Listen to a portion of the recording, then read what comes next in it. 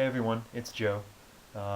Today is kind of a cloudy, rainy, drizzly day, and yesterday was a very exciting day. I was ill the entire time, but I feel a lot better today. Some of us have decided to stay here at the flat just to relax for today because tomorrow we're going to Oxford, the next day we're going to Kent, so it's going to be a very busy weekend again. So today we decided just to relax. And what I wanted to do today is to edit some of the videos that I haven't been able to do and also create this one. This one's going to be a little different because I'm actually not going anywhere and showing anything, but I am going to give a little bit of advice. I know that there's a lot of you who watch these videos. Some of you want to vacation here for a couple of weeks, some for a couple of months. Others of you want to actually move here, either indefinitely or for many, many years, like I plan to after I graduate. And so what I wanted to do is to give a little bit of traveler's advice for London. Now granted, I've only lived here for 3 weeks, so I'm not a huge expert, but I'm just going to say some notes that I have learned throughout my time here. I hope you guys enjoy. I hope it helps.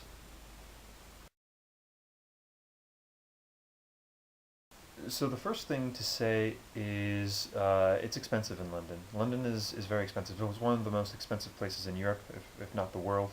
Right now it's going to change, but right now it's about 1 to 1.5. So if you find something in pounds, like if something is £6, you times that by 1.5. So 6 times 1.5 is 9.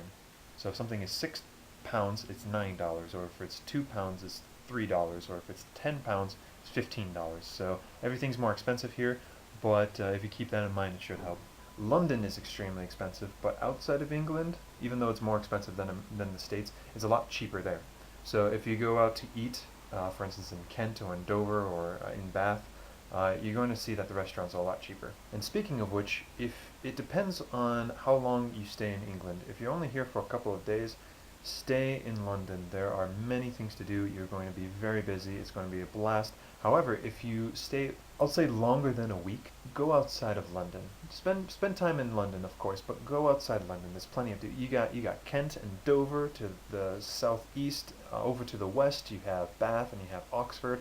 Up to the north, you have Cambridge. If you're here for much longer, you can go to Scotland, other places in Europe. So if you stay longer than a couple of weeks, by all means leave London, but if you're here for a couple of days, stay in London. You're going to have a blast. Speaking of which, if you decide to go to Scotland, be mindful because one, Scotland is actually, even though it's the same island, it is kind of a far ways away. By train, it's about 5 hours, so at least plan on 2 days. If you do go to Scotland, go to Edinburgh, because it's just not worth it to go for a day or two and then come back to London. However, if you have much more time and you want to go all over Scotland, if you want to go to the Highlands, plan about a week because you can't spend one day in the Highlands. You just can't. So moving on, there are a couple things about London that are very important to know. One is that it is very international. London has a huge commonwealth, a vast amount of nations that are able to come here, and they take advantage of that. There are a lot of people from India, from the States, from other places in Europe, France especially. If you walk down the road, you're going to hear about 20 different languages before you get to your flat. So there are a lot of people. So as an American here in London, you don't really feel out of place because everyone is out of place. Also, don't worry about being a tourist or appearing to be a tourist. There are a lot of tourists here. The locals are very used to it, so they're not really going to look too down upon you. So like you can pull out your camera if you're around the Parliament or if you're by the eye. I mean, no one's going to think twice about it. But if you're far away from where the tourists usually are, just acting like a normal person, normal American, you're going to be fine. Do the touristy stuff, the places where tourists go because they're amazing. Go to that for the first week, especially if you're here for a couple of days. If you're here for longer than a week, try to find some other places besides the touristy spots. There are a lot of places in London that tourists usually don't go, and they are marvelous. They're amazing. We've been to some of them already, and it really makes you feel like a local. It really gives you a sense of what London truly is, and it is much different than what you see on the postcards. So there are a couple of things that you're going to need. This one is what's called the London Pass. Now this is a booklet of the London Pass showing what you can do with the London Pass. And what this does is it's about 70 to 80 pounds. So times that by 1.5 you get it in dollars. And you get 2 days and in 2 days you can do whatever is in this book for free, and there is a ton. So plan that out exactly, try to get as much as you can. It cost us about 70 pounds, and we got about 180 pounds out of it. So, and it was a blast, fun 2 days. The other thing that you need to keep in mind is the Oyster card. Now this is pretty much your transportation pass. This one has 2 zones on it. There are 6 zones in London, and so ours are the 2 central ones. Pretty much we put money on this, and we can go anywhere.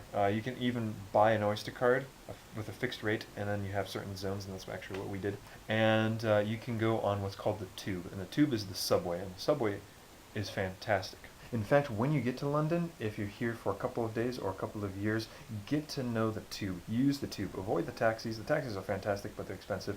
Don't buy a car, because cars are absolutely expensive. I think it's like $9 a gallon here in London. Use the Tube as much as you can. Not only is it a great way to get around London, but you get your bearings right when you're on the Tube. You get to know where everything is, you get situated, you get familiar with London, and London can get very complicated, and so if you use the Tube day after day after day after day, London becomes smaller in your mind, it gets more organized. It's really easy to know where you are in London if you use the Tube for a couple of days. If you leave London, there are a couple of options. One is that you can use a plane, but that's really expensive. The other two are, there are trains that go every which way that you can use. They're very convenient. They can get a little pricey. What we've been using are coaches. Coaches are a lot cheaper, and if you book them early, like a week early, then you can get them really cheap. We went to Dover for 16 pounds. We're going to Oxford tomorrow, and that's about 15 pounds. Now granted, if we bought them today, that would be 32 pounds. But you get the idea. It's a very good way to get around. Just some other things before I wrap up. There's a stereotype in the States that food in England is horrible. I do not understand why that stereotype exists. The food is fantastic in London. I think that stereotype comes from the fancy gourmet food that you get at the really expensive restaurants. But if you go on the streets of London, you're going to find countless restaurants along the road, and you go to any one of those, decent price, absolutely delicious. Fish and chips is a great way to go. If you're staying here for more than a couple of weeks, there are really nice grocery stores. They don't have Walmarts here, but they have other places, Waitrose, Tesco, and another one that starts with an S that I can't think of. And they're a lot like Macy's or County Market, or the places, grocery stores that we have at home. The weather for us has been really nice. London, it rains a lot. However, they really don't have any thunderstorms. They just have it rainy and foggy. So for my friends in Minnesota, it looks like Minnesota weather in the spring. From what I've heard, the winters can get a little harsh. However, since we've arrived, except today, it's been really nice. Really nice weather. When the weather's nice, it's fantastic, just beautiful. The other thing is that the places that we've been to have been actually pretty safe. Keep an eye on your wallets. There are pickpocketers, but they're not as bad as we think they are. They're not in every single corner trying to find the Americans. We haven't had a problem. No one in our group has been pickpocketed yet, but do keep your eyes out always, even if you're in the States. Another thing to keep in mind is that they drive on the left side of the road. Even if you don't have a car, even if you never go into a vehicle during your entire stay, you're going to have to know that, because you're going to have to cross a street. So when you get to a street, usually in the States, you look right.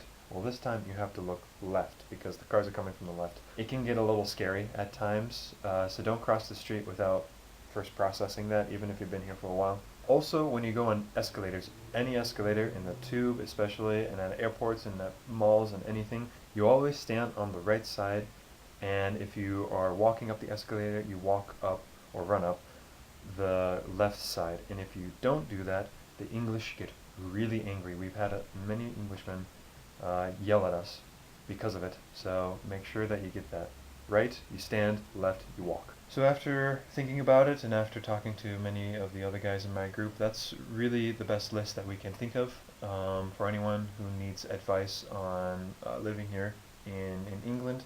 I hope all of you, every one of you, has an opportunity, or has an opportunity again, to come to London or England.